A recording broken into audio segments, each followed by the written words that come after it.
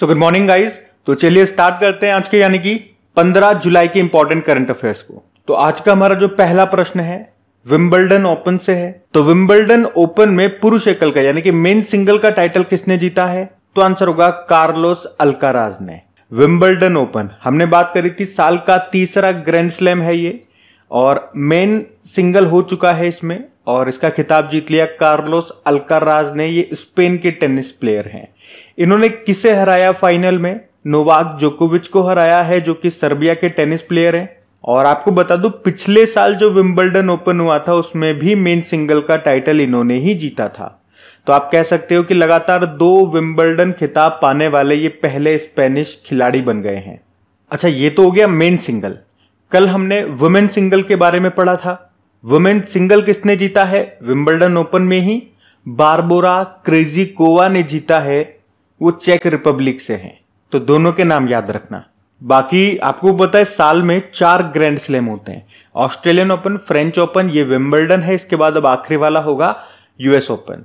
तो इससे पहले जो 2 हो गए उनको भी हम रिवाइज कर लेते हैं। एक तो ऑस्ट्रेलियन ओपन और फ्रेंच ओपन। देखो ऑस्ट्रेलियन ओपन में बात करते हैं तो मेंस सिंगल का टाइटल जीता जेनिक सिनर ने, वो इटली से हैं। वुमेन सिंगल जीता है आर्यना सबालेंका ने, वो बेलारूस से हैं।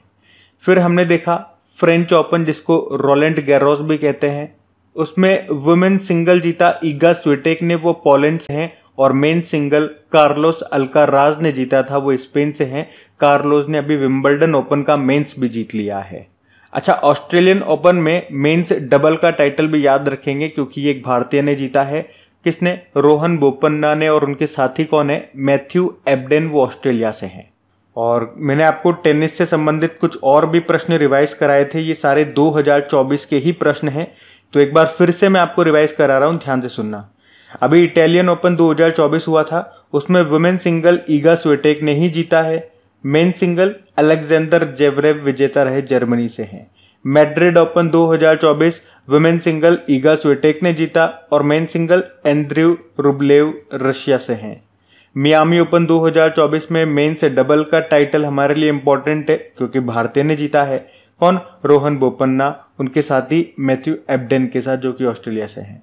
अभी मोंटे कार्लो मास्टर्स में मैच जीतने वाले पहले भारतीय बन गए कौन? सुमित नागल। और अभी लॉरियस वर्ल्ड स्पोर्ट्स अवार्ड्स 2024 दिए गए, उसमें world sportsman of the year का अवार्ड मिला है नोवाक जोकोविच को, वो सर्बिया से हैं। और world sports women of the year ये मिला एटना बोनमार्टे को, वो स्पेन की फुटबॉल प्लेयर हैं। इसके अलावा हमने पढ़ा था भी इन्फोसिस ने 2 टेनिस खिलाड़ियों को ग्लोबल ब्रांड एम्बेसडर बनाया था। कौन कौन? राफेल नडाल जो कि स्पेन से हैं। राफेल नडाल याद रखना, किंग ऑफ क्ले कोर्ट भी इनको कहा जाता है। और ईगा स्विटेक जो कि पोलैंड से हैं। और कोर्ट से याद आएगा ये जो 4 ग्रैंड स्लैम हुए, ये Australian open, French open, Wimbledon और यूएस, यहां से भी प्रश्न बन जाता है कौन सा किस कोर्ट पे खेला जाता है। तो बड़ा आसान है, पहला और आखिरी वाला ऑस्ट्रेलियन ओपन और यूएस ओपन ये तो हार्ड कोर्ट पे होता है, फ्रेंच ओपन होता है क्ले कोर्ट पे और विंबलडन ये ग्रास कोर्ट पे होता है। बाकी अभी यूनाइटेड कप 2024 का आयोजन हुआ था, टेनिस से इसका संबंध है। सिडनी ऑस्ट्रेलिया में हुआ था, जर्मनी ने जीता है पोलैंड को हरा करके।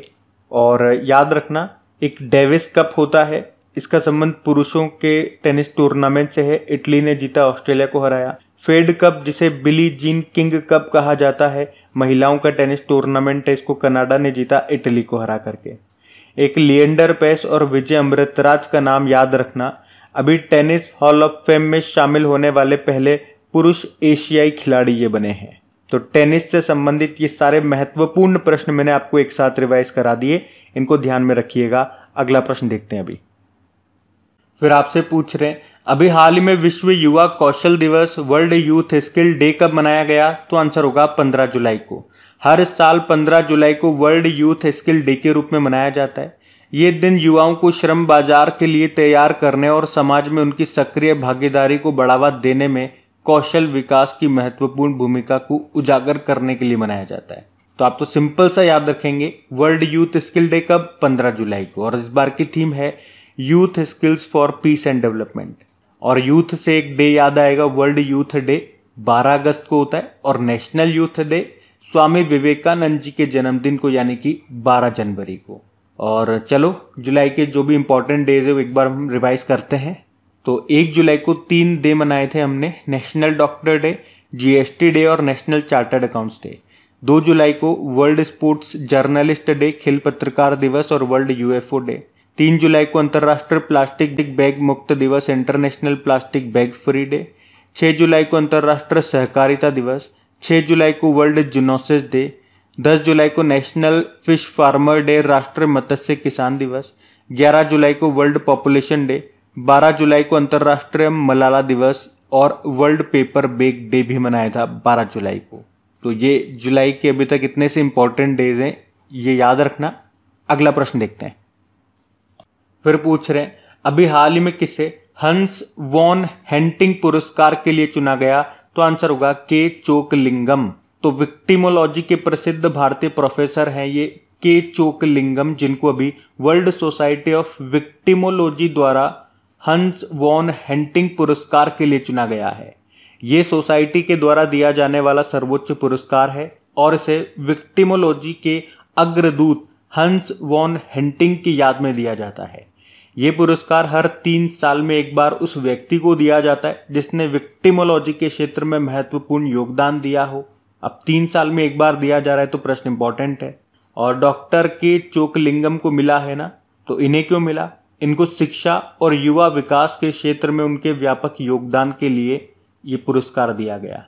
वे वर्तमान में बंगलुरु में आरवी विश्वविद्यालय में विक्टिमोलॉजी में प्रोफेसर हैं। अच्छा, विक्टिमोलॉजी मतलब पीड़ित और अपराधी के बीच संबंधों के जो अध्ययन होता है, जो स्टडी होती है, उसे विक्टिमोलॉजी कहा जाता है। अच्छा, अवार्ड वाला प्रश्न आ गया, बहुत दिन बाद आया।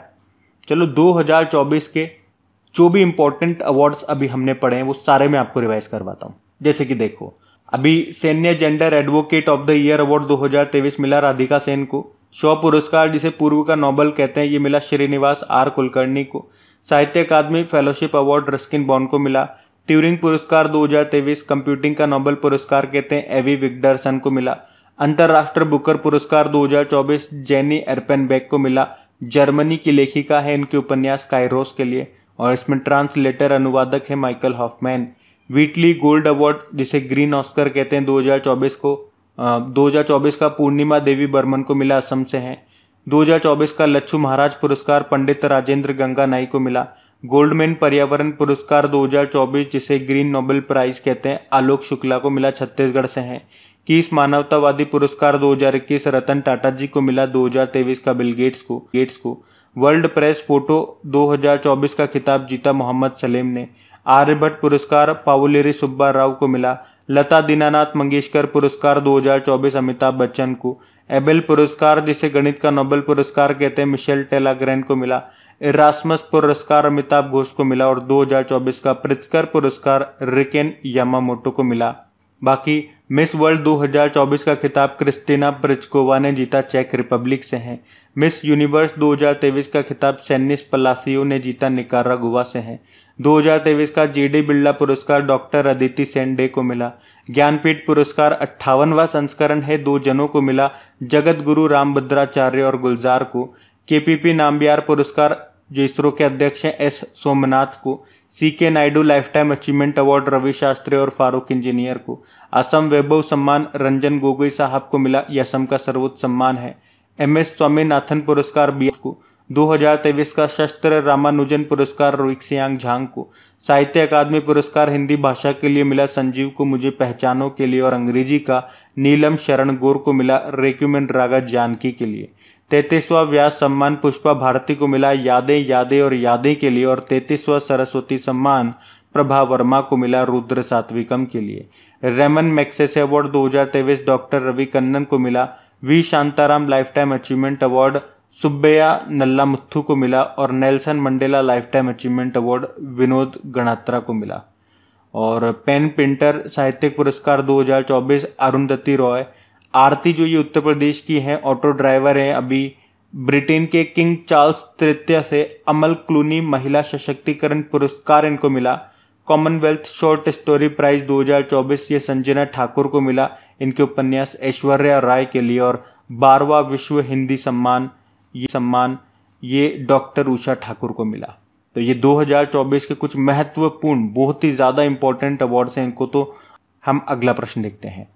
और अगर सेशन अच्छा लग रहा है तो प्लीज़ वीडियो को लाइक ज़रूर कीजिएगा। अगर आपने वीडियो को अभी तक लाइक नहीं करा तो आप लोग भूल जाते हो लास्ट में, इसलिए मैं याद दिला देता हूँ। और दोस्तों के साथ में एक बार शेयर ज़रूर करना। बाकी PDF आपको इसकी मिल जाएगी टेलीग्राम पे। टेलीग्राम का लिंक नीचे डिस्क्रिप्शन बॉक्स में है। तो अभी अगला प्रश्न देखते हैं। फिर आपसे पूछ रहे हैं अभी हाल ही में नेपाल के नए प्रधानमंत्री कौन बने? तो आंसर होगा KP शर्मा ओली। तो अभी नेपाल में जो प्रधानमंत्री थे कौन? पुष्प कमल दहल प्रचंड। अभी उनके द्वारा संसद में विश्वास मत साबित नहीं कर पाने के बाद उन्होंने प्रधानमंत्री पद से इस्तीफा दे दिया और अब KP शर्मा ओली ये नेपाल के नए प्रधानमंत्री बन गए हैं। उन्हें जो नेपाल के प्रेसिडेंट है रामचंद्र पौडेल, उन्होंने अभी रविवार को शपथ दिलाई और इस तरह से वे नेपाल की तीसरी बार प्रधानमंत्री बने हैं। अब यहाँ पे मैं आपको 2024 के सारे इंपॉर्टेंट इंटरनेशनल अपॉइंटमेंट्स रिवाइज कराऊंगा। इंटरनेशनल अपॉइंटमेंट्स में वो जो किसी न किसी देश में प्रधानमंत्री या प्रेसिडेंट बने हैं 2024 के अंदर, वो सारे हम रिवाइज करने वाले हैं। अच्छा, वैसे नेपाल की कैपिटल क्या होती है? काठमांडू होती है। और यहाँ पे किसका मुख्यालय है? याद रखना, सार्क का मुख्यालय है। प्रेसिडेंट मैंने आपको बताई दिए रामचंद्र पौडेल हैं। चलो फिर रिवाइज करते हैं। तो अभी हमने लेटेस्ट देखा था, ईरान के प्रेसिडेंट बन गए कौन? मसूद पजेश्कियान। यूके के प्रधानमंत्री कीर स्टारमर।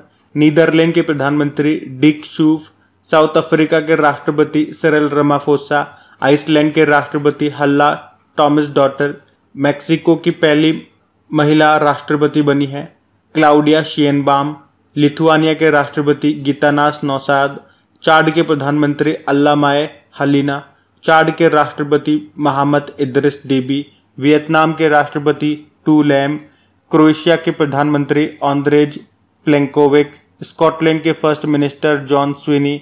पनामा के राष्ट्रपति जोस राउल मुलिनो। सिंगापुर के प्रधानमंत्री लॉरेंस वोंग। आइसलैंड के प्रधानमंत्री बनर्जी बेनेडिक्टसन।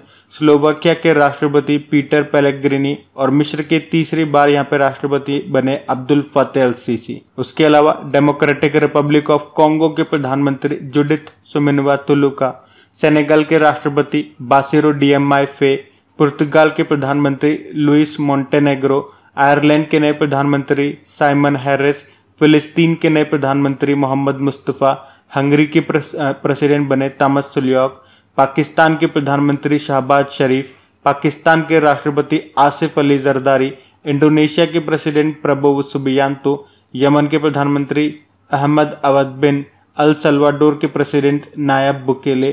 कजाकिस्तान के प्रधानमंत्री ओल्जास बेक्टेनोव। फिनलैंड के प्रेसिडेंट अलेक्जेंडर स्तब। कोमोरोस के प्रेसिडेंट अजाली असोमानी। ग्वाटेमाला के नए प्रेसिडेंट बर्नार्डो एवर्रेलो और ताइवान के प्रेसिडेंट लाई चिंगते। फ्रांस के सबसे युवा व पहले समलैंगिक प्रधानमंत्री गैब्रियल एटल और डेमोक्रेटिक रिपब्लिक ऑफ कॉन्गो के प्रेसिडेंट बने थे फेलिक्स त्शिसेकेदी। तो ये 2024 में जिन भी देशों में प्रधानमंत्री या राष्ट्रपति बने वो सारे मैंने आपको एक साथ यहाँ पे रिवाइज करा दिए, इनको ध्यान में रखिएगा। अगला प्रश्न देखते हैं। फिर आपसे पूछ रहे हैं अभी हाल ही में किस राज्य सरकार ने IT सक्षम युवा योजना को मंजूरी दी है? तो आंसर होगा हरियाणा ने। तो अभी हरियाणा कैबिनेट ने पहले चरण में 5000 नौकरियां देने के लिए IT सक्षम युवा योजना शुरू की है। इस योजना को मिशन 60,000 के अनुसार डिजाइन किया गया। 2024-25 के बजट प्रस्तावों को पेश करते समय मिशन 60,000 की घोषणा की गई थी। इसका उद्देश्य क्या है? गरीब परिवारों के कम से कम 60,000 युवाओं को रोजगार देना। तो इस योजना में जो स्टूडेंट IT में ग्रेजुएट या पोस्ट ग्रेजुएट है उन्हें नौकरी दी जाएगी, जिसमें पहले 6 महीने तो 20,000 रुपये मिलेंगे, फिर 25,000 रुपये मिलेंगे। और जिन IT सक्षम युवाओं को नौकरी नहीं मिलती है उनके लिए कहा गया कि आपको हर महीने 10,000 रुपये का बेरोजगारी भत्ता मिलेगा। भाई साहब, तो हरियाणा ने शुरू किया ये। अच्छा, हरियाणा की कैपिटल क्या है? चंडीगढ़ है। और चंडीगढ़ एयरपोर्ट का नाम किन के नाम पे रखा गया? भगत सिंह जी के नाम पे, याद रखना। अभी वैसे पंजाब एंड हरियाणा हाईकोर्ट के नए चीफ जस्टिस बने थे कौन? शील नागू बने थे। मुख्यमंत्री नायब सिंह हैं। और यहाँ के जो पूर्व मुख्यमंत्री थे मनोहर लाल खट्टर, वो अभी कौन सा मंत्री बन गए हैं? आवास मामलों के मंत्रालय उनको दिया गया है। गवर्नर यहाँ पे बंडारू दत्तात्रेय हैं।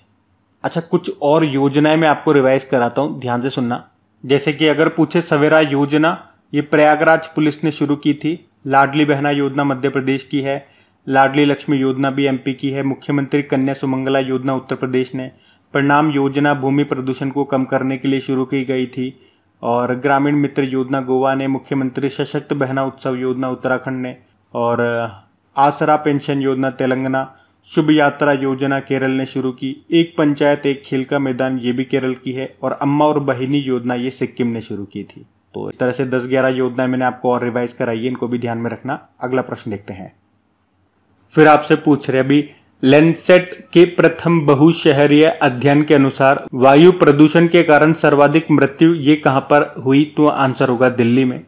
तो अभी लैंसेट ने प्रथम बहुशहरीय रिपोर्ट जारी की है और उसके अनुसार 2008 से लेके 2019 के बीच में एयर पोल्यूशन वायु प्रदूषण से भारत में 10 शहरों में 33,000 मौतें हर साल होती है, ये बताया गया है। और इन 10 शहरों में भी सबसे ज्यादा दिल्ली में मौतें हुई हैं वायु प्रदूषण से। कितनी?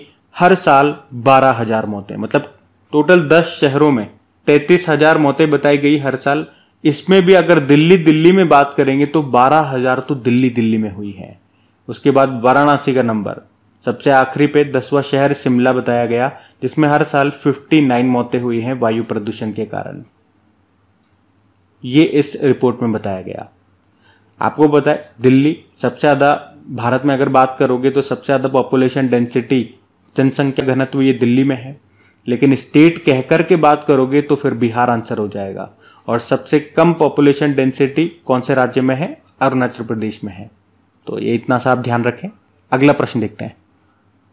फिर पूछ रहे हैं अभी हाल ही में पश्चिमी घाट से खोजी गई नई प्रजाति का नाम हेब्रोसेस्टम स्वामीनाथन, जो कि एमएस स्वामीनाथन के नाम पे रखा गया है। इसका संबंध किससे है? मतलब किसकी ये नई प्रजाति है? तो आंसर होगा जंपिंग स्पाइडर।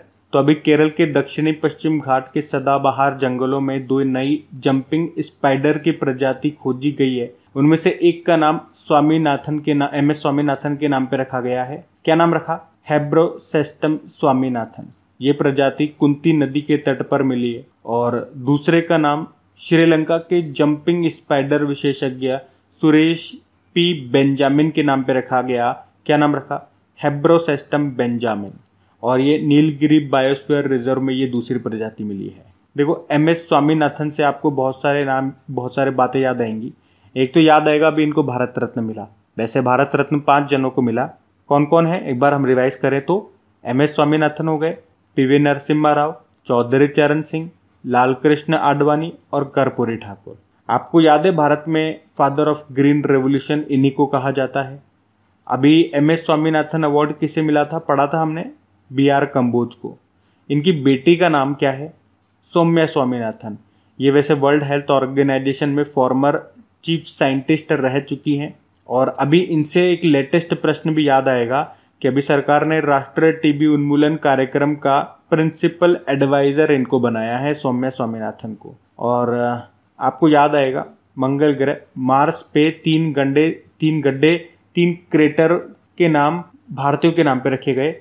एक है देवेंद्र लाल, उनके नाम पे रखा गया लाल क्रेटर। और एक उत्तर प्रदेश का एक शहर है मुरसन शहर, उसके नाम पे। और एक बिहार का हिल्सा शहर है, उसके नाम पे रखा गया है।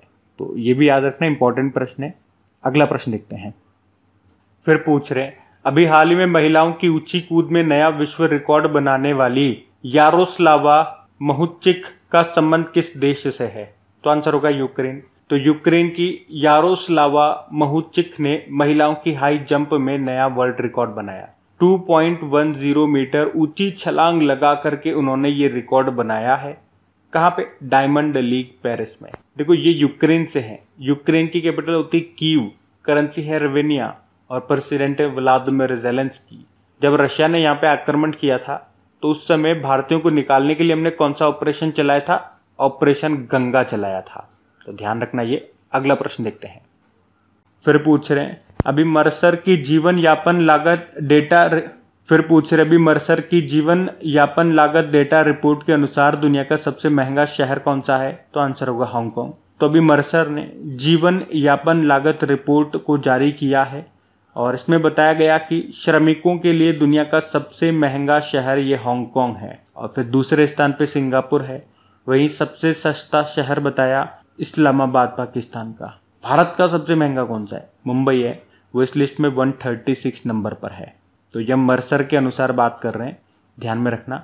अगला प्रश्न देखते हैं। वैसे मैं आज आपको रैंकिंग रिवाइज करवा था, लेकिन आज वीडियो लेंदी हो गया, बहुत सारा हमने रिवीजन कर लिया, इसलिए इसको किसी और दिन देखेंगे, ठीक है। अभी अगला प्रश्न देखते हैं। तो अगले प्रश्न में पूछ रहे हैं अभी, किस मंत्रालय ने प्रोजेक्ट परी को लॉन्च किया? तो आंसर होगा संस्कृति मंत्रालय ने। परी का मतलब हो गया पब्लिक आर्ट ऑफ इंडिया। आपको पता है भारत यूनेस्को के विश्व धरोहर समिति के 46वीं बैठक की मेजबानी कर रहा है। 46 नंबर का सेशन होगा अभी 21 से लेकर 31 जुलाई 2024 तक। कहाँ पे? भारत में भी। कहाँ? नई दिल्ली में। इससे पहले 45 नंबर का कहाँ पे हुआ था ये पूछेंगे तो रियाद सऊदी अरब में हुआ था। अच्छा, इस प्रोजेक्ट परी में क्या होगा? तो जहां पर ये मीटिंग होगी नई दिल्ली में, वहां तक जाने के लिए मतलब जहां जहां से जिस क्षेत्र से ये लोग निकलेंगे वहां के आसपास की दीवारों को सजाया जाएगा, उनकी पेंटिंग की जाएगी, उन पे मूर्तियां बनाई जाएगी। और इसी के लिए संस्कृति मंत्रालय ने ये प्रोजेक्ट परी को शुरू किया है। वैसे कल्चर मिनिस्टर कौन है हमारे? गजेंद्र सिंह शेखावत हैं, अभी नए बने हैं। अच्छा, इनके पास एक और मिनिस्ट्री है। चलो ये प्रश्न आप जी से पूछता हूँ। कैबिनेट मिनिस्टर्स का ट्रिकी वीडियो मैंने आप लोगों को बना करके दिया है, नहीं देखा तो देख लीजिएगा, सारे मंत्रालय आपको चुटकियों में याद हो जाएंगे।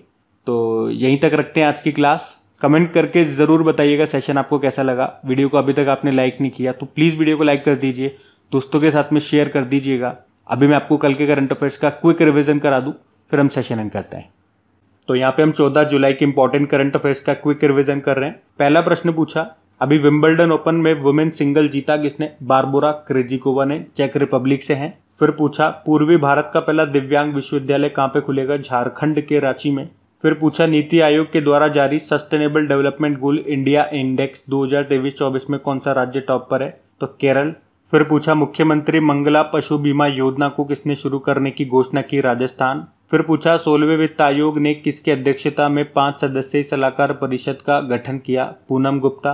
फिर पूछा, नाबार्ड ने एकीकृत जनजातीय विकास कार्यक्रम कहाँ पे शुरू किया? केरल। फिर पूछा, देश का पहला वैज्ञानिक डीप ड्रिलिंग मिशन कहाँ पे शुरू किया जाएगा? महाराष्ट्र। फिर पूछा, अभी alien hunting telescope habitable worlds observatory को प्रक्षेपित करने की घोषणा की नासा ने। टेस्ट क्रिकेट में 200 विकेट और 6000 रन बनाने वाले दुनिया के तीसरे ऑलराउंडर बन गए कौन? Ben stock. और आखिरी प्रश्न पूछा कि जेम्स एंडरसन ने संन्यास ले लिया, वे किस देश के खिलाड़ी हैं? तो आंसर होगा इंग्लैंड। तो चलो कल का होमवर्क प्रश्न देखते हैं और सेशन एंड करते हैं। अच्छा, इसमें ये एक छोटा सा करेक्शन करना, कल जो मैंने आपको पीडीएफ बना करके दी थी उसमें 9th वाले का ये आंसर इसमें गलत लग गया था, तो बेन स्टॉक इसको मार्क कर लेना। वैसे तो आप सबने पढ़ा हुआ है तो आप उसको करेक्ट कर लिया होगा आप लोगों ने, लेकिन मैं भी करा दूं, बेन स्टॉक आंसर कर लेना। चलो अभी फिर कल का होमवर्क प्रश्न देखते हैं और सेशन एंड करते हैं। तो कल की वीडियो में पूछा था, हैती से भारतीयों को बचाने के लिए भारत सरकार ने कौन सा ऑपरेशन शुरू किया था? तो आंसर होगा ऑपरेशन इंद्रावती। आप सभी ने प्रश्न का बिल्कुल सही उत्तर दिया। अब ये आज का आपका होमवर्क प्रश्न।